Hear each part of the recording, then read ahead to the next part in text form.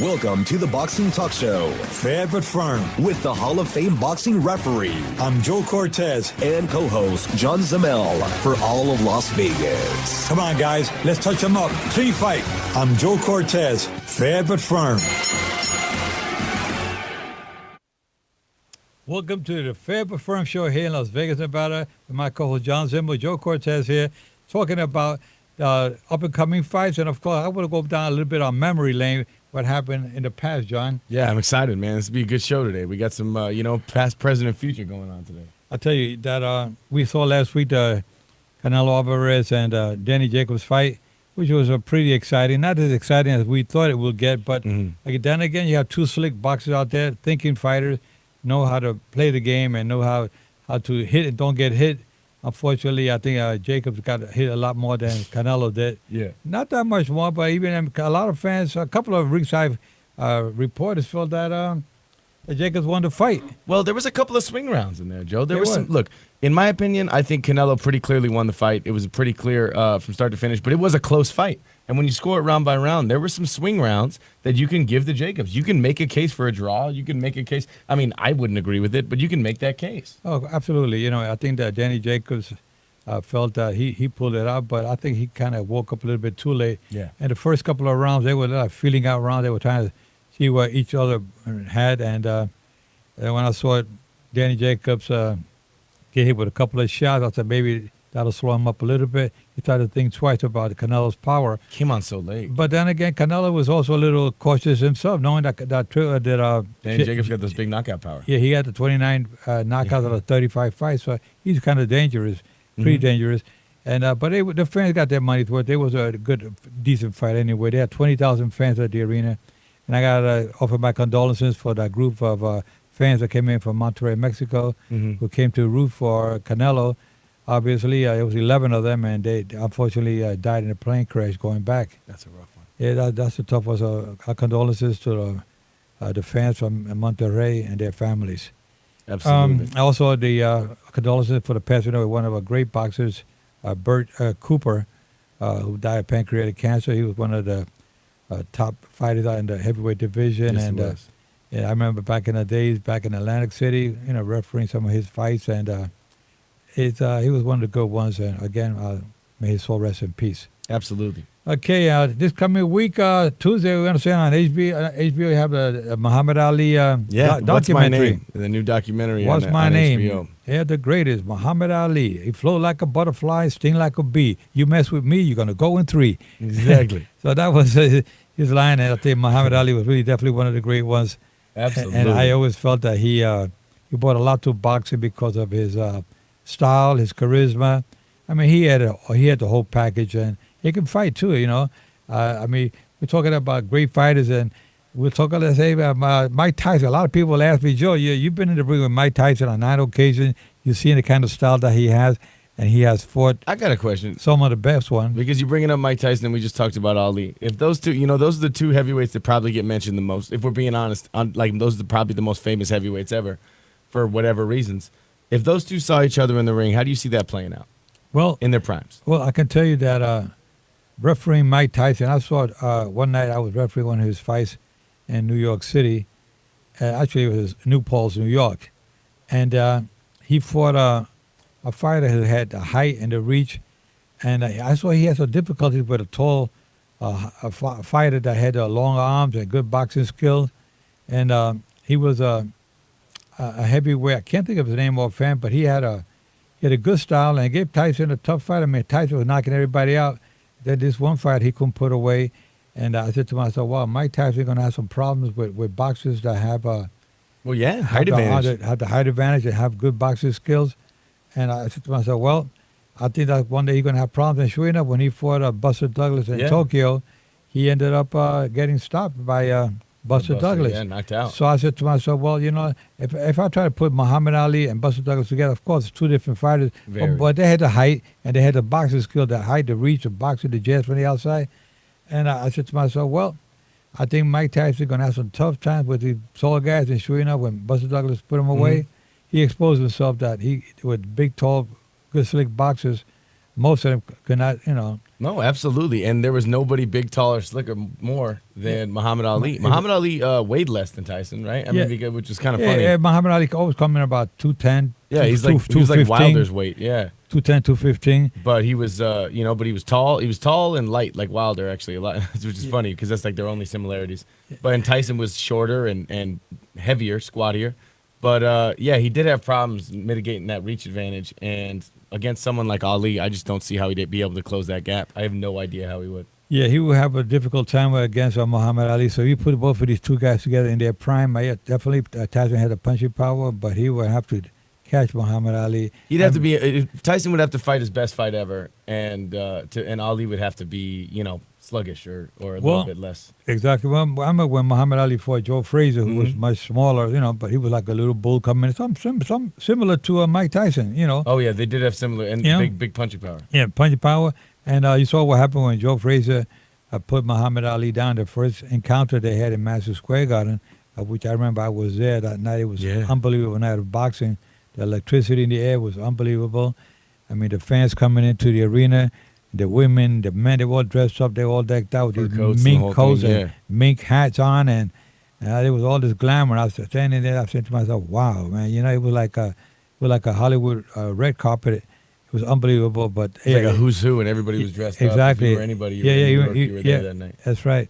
And I remember Muhammad Ali putting Joe Frazier putting down Muhammad Ali with a left hook in the later rounds. So it goes to show that if Tyson was to fight Ali, he would catch with one of those hooks like that, he could have put Muhammad Ali down, but you have to catch him. He'd have to get there, man. He'd have to get there, and good luck. A lot of fans, I'm sure a lot of fans out there will say, well, I will go with Tyson. Yeah, you go with him.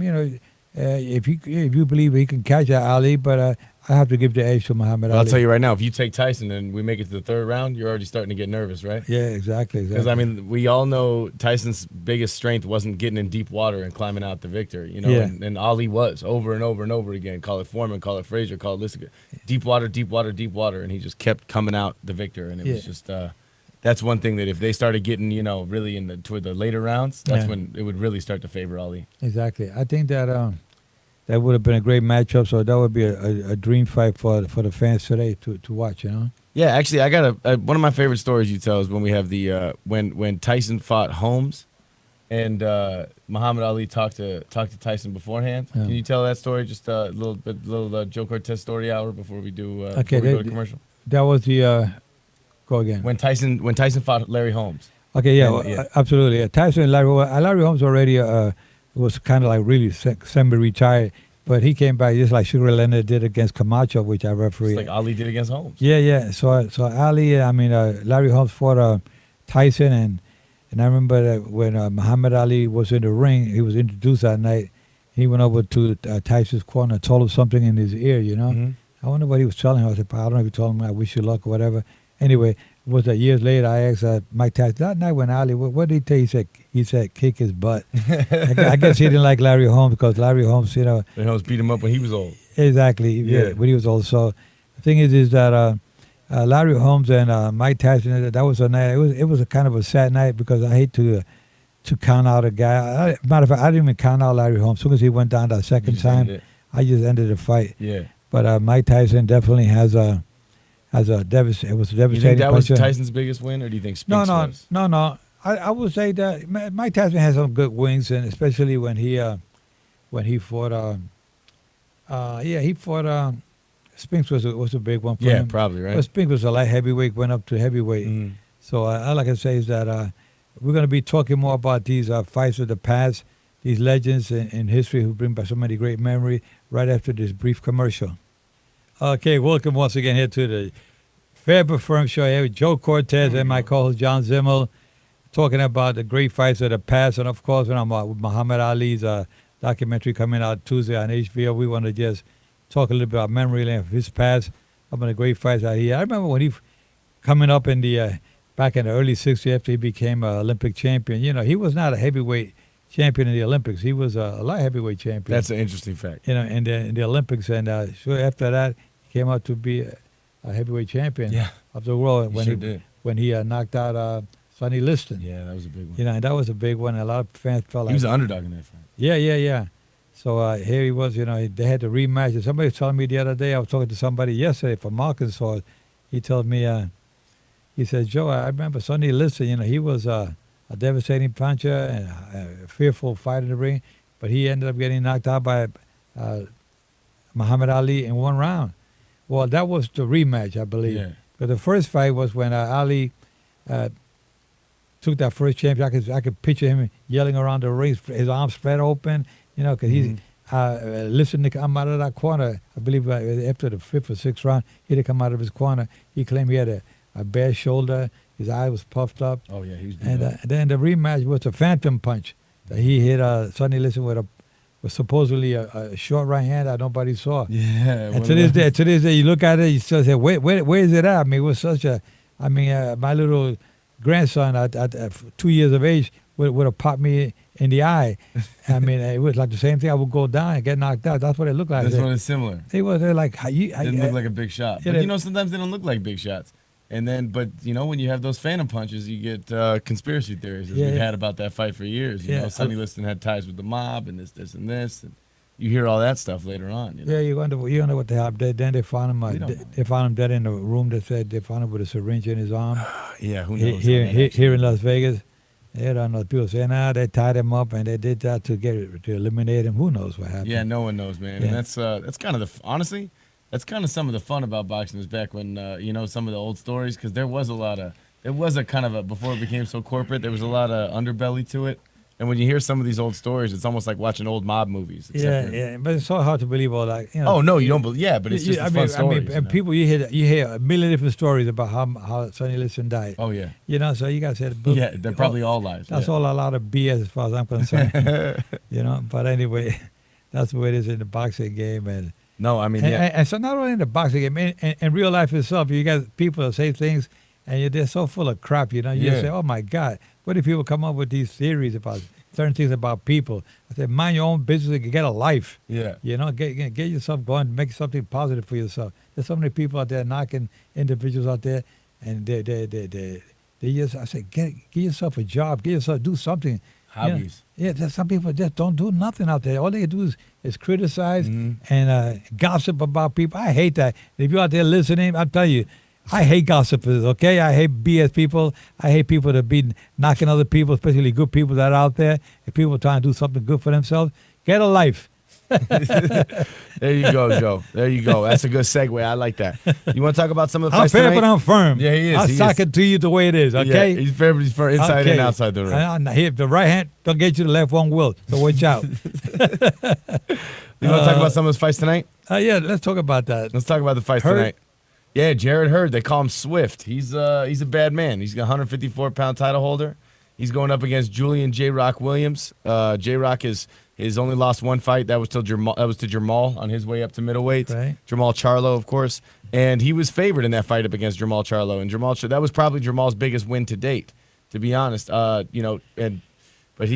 Jared Hurd is a bad man. I mean, he beat Tony Harrison. He beat Erislandy Lara. He beat Austin Trout. He's beat just about everybody in that division. It's gonna be a great fight. And then we also in the featherweight division. We got Navarrete versus Isaac Dogbe of Ghana, who shocked the world last year when he beat Jesse Magdaleno and then defended that title. And then the third fight got beat by Navarrete and got beat it got handled by Navarrete. I mean, Navarrete is a tall Mexican, one of the tallest featherweights I've ever seen in the history of boxing, besides Sandy Sattler, who fought Willie Pett back in the days. And Navarrete outboxed his guy, boxed his ears off. Yeah, he couldn't handle that reach advantage. No, and now he's going for the rematch. Do you think that's a smart move by Dogbe? Yeah, he got to do something to prove that he had belt back, right? that he had an off right. Maybe we went back to the drawing board and so we made some mistake. We corrected them. We're gonna come back and kick his butt. So let's see what happens. I got some questions about that because there's some rumors coming. Now, like you said, rumors. It's just fight rumors. There's rumors coming out of that camp that he only trains with his family. He only spars with his family. And no one in his family has that kind of reach advantage. Like, he doesn't – and, you hear a lot of the same things coming out of Deontay Wilder's camp where he only trains one way. He doesn't adapt. Is there something to be said for maybe a guy like Triple G who's changing trainers, people who switch it up every once in a while, or do you just go with what's worked for your whole career? Well, I'll tell you, sometimes these fighters, when they go back to the drawing board, they say, either I changed my style, I got a bad training habit, and maybe have to bring an assistant coach in there who has a little bit more different look. And look at it from a different perspective to see if they can make some adjustments. And that's what you do when you have a good team. You say, okay, I may be a good trainer, but I can use some advice of someone in the outside that may be seeing things that I don't see. And that's where you make some adjustments. But if Dog Bay decides that he wanted to keep it the way he's going, he had in the past, if he didn't change his training habits, you're going to see the same results. Say the same thing again, right? The same results today, yeah. It's going to be a tough one. He really could not overcome that reach advantage, not even a little bit. So exactly. It's going to be a tough one to watch. But Jarrett Hurd's, he's the real deal. He's as good as you can get. You see him moving up to middleweight soon, or do you think he's just going to keep dominating? No, he's going to have to go up to middleweight. They all do, right? Yeah, they all do, because he's still young. They're in their bodies, they start to develop, and now they're starting to feel like can't. There's a lot more money in the middleweight division. Yeah, exactly. But you can start fighting a guy like Canelo. Yeah, exactly. They're all looking at Canelo like a lot of fighters looking in the welterweight division to fight Manny Pacquiao. They know you fight a name fighter, paycheck. You got to get a good paycheck. Talking about paychecks, man. Baby Miller, I hate Baby Miller. Well, he actually blew it, and I said it last week. He really blew it big time by testing positive, and he was ready to fight Anthony Joshua. He was gonna fight. He was gonna fight for the unified heavyweight championship of the world, right, against the most famous heavyweight boxer on the planet, right, and for 3 belts. And that was what, $6 million? $6 million. $6 million. You see. I'll tell you, man, these guys have money, but these guys I'm definitely making a comeback. I'll tell you. My God. I'm either going to come down to 160, which is going to be a lot easier for me to go up as a heavyweight. Yeah, it'd be tough for you to be heavyweight. But the heavyweight, that's where the money's at. That's where it's at, yeah. Canelo, if you fight Canelo, you can take his throne. I can do that. At 160, I'm ready to do that. Yeah, you can do that. He got $365 million. Exactly. $365 million to sign with Dazen, which is good. If you came out and beat Canelo, you'd be the biggest star. Hey, man, I'll tell you, man. I think I got the edge. I got the edge on him. I think you know what you see something like Mikey Garcia saw something when he was watching Errol Spence. You see something. You watch those Canelo fights. You see it. Yeah, I see it. I can see it coming, man. I can see the right hands coming my way.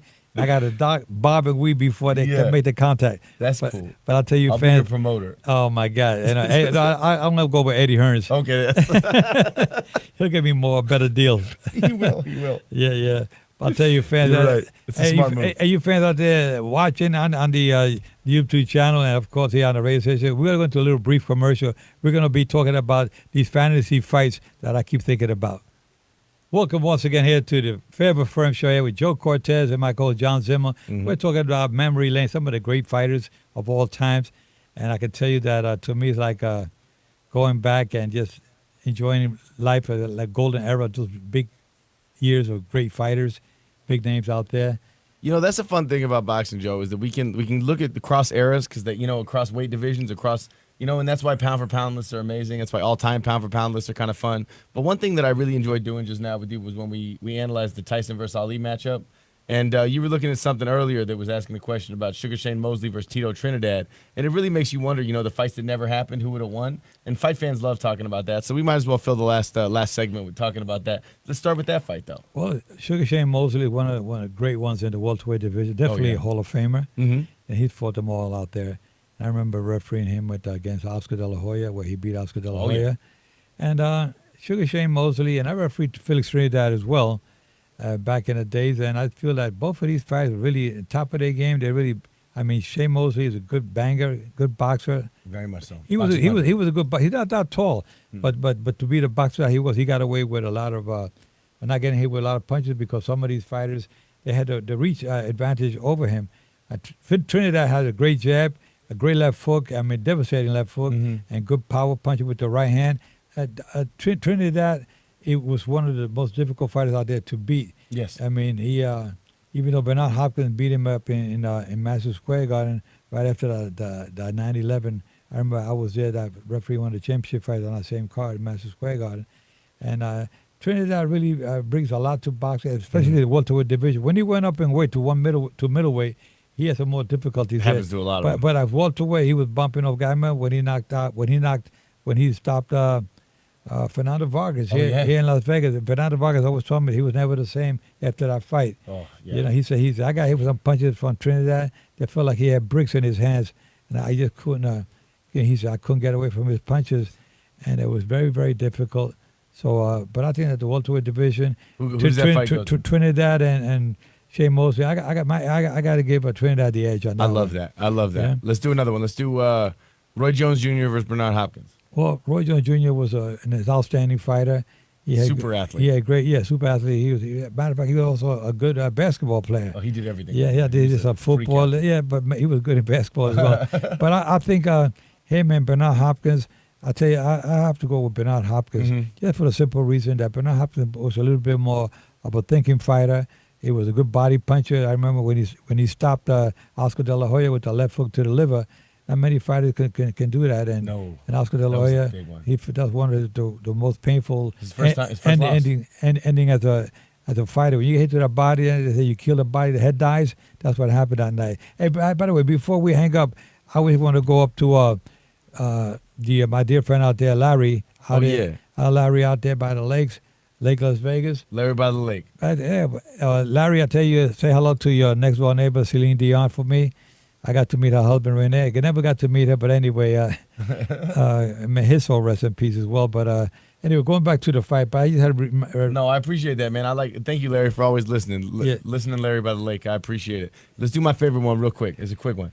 Let's do Sugar Ray Leonard versus Floyd Mayweather at 147. At 147. That's a real good one, John. You're putting me up against the wall there. I know. We can save it for next week if you want. On this one, because, I mean, they're both outstanding fighters who bring so much, who brought so much to the welterweight division. My favorite one ever. I tell you, Sugar Ray Leonard was an outstanding Olympic champion, and he had the speed. I remember him fighting Marvin Hagler on numerous occasions, and fighting Marvin Hagler was a tough fight for Sugar Ray, even though a lot of fans felt that Marvin Hagler pulled it out. And to this day, when I hang out with Marvin Hagler, he tells me, Joe, come on, man, you know I won that fight. The draw? Yeah. Well, Leonard even says that Hagler won the fight. Well, nowadays. But it was Leonard who got the decision. And a lot of fans to this day, they're still pissed off about that the ending of that fight, the way they gave it to Hagler is pissed off because of course, he felt that Leonard lost the fight. And Leonard, to this day, feels, Leonard doesn't brag about it. He just laughs, when he hears that the Hagler is still upset. But I had lunch with them together, the two of them together, myself, and they were very friendly with each other. Oh, yeah. I don't know if just because they're trying to be, it's been so many years already, over 20 years ago, maybe more, and they're still talking about it. It's good that they're still talking about it, and I think to the day they go into their grave, they're still going to be saying, I beat you. No, you beat me. That is fun. No, I beat you. Lander said, no, you know what? They're going for the rematch. Let's do it again. We're going to come back like Joe Cortez making a comeback. Joe Cortez making a comeback. The old-timers all right, what do you put him up against Floyd Mayweather? Floyd Mayweather, I got to go with Sugar Ray Leonard on that. Wow, I love it. There you go. At 147? 147. I love it. Yeah, 135, I got to go with Mayweather. Yeah. But Leonard was never a lightweight. No, he wasn't. But anyway, that's why I said. Just like middleweight, I'm definitely taking Leonard. That's why I chose 147. Sugar Ray Leonard, Sugar Ray Robinson, the greatest of all time, as far as I'm concerned, when he fought Jake LaMotta. They fought 6 times. And every time I would sit down with Jake LaMotta, he would always bring up that Sugar Ray Leonard, the 6 fights that they had. He said, Joe, I fought Sugar Ray Leonard six times. We fought so many times, I got diabetes from him. So anyway, I don't know what he meant. He could tell me that, but he kept telling me. Sugar. Yeah, probably. Too much sugar. Yeah, that's what it is. But anyway, so you fans out there, just remember one thing. I want to just keep talking about boxing. I love with a passion. You fans out there watching and listening, John Zemel and I are always trying to give you the best we can with the sport of boxing. And you guys that are out there that keep thinking negatively, you get on the right track. Get a life. Make things happen. Keep your guards up at all times. And put the sexes at all times. And remember, fans, I'm fair, but I'm firm. Touch them up. God bless. See you next week. Fair but firm with the Hall of Fame boxing referee. I'm Joe Cortez for all of Las Vegas. Come on, guys. Let's touch them up. Clean fight. I'm Joe Cortez. Fair but firm.